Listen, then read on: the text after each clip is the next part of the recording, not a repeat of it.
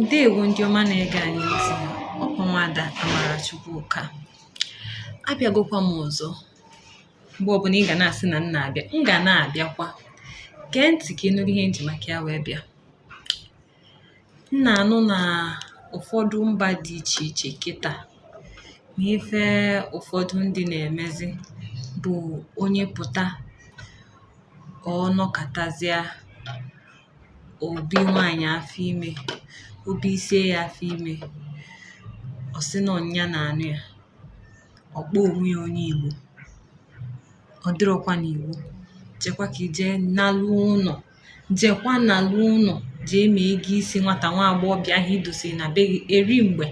Yanakwa ka m si ekwe. Oge ụfọdụ ogezi ka nke kịta onye fụtazịa onye ife ụlọ ebe ige mmanya ya shie naanị.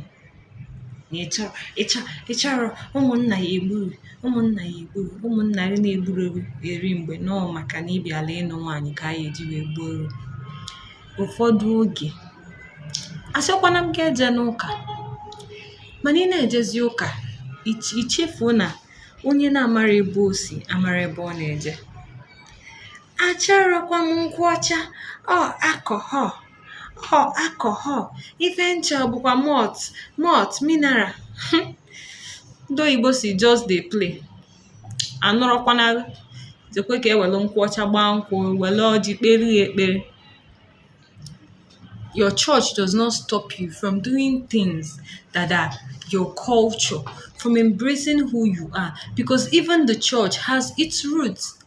You cannot tell me that you want to wed somebody in church and you will not take communion if the church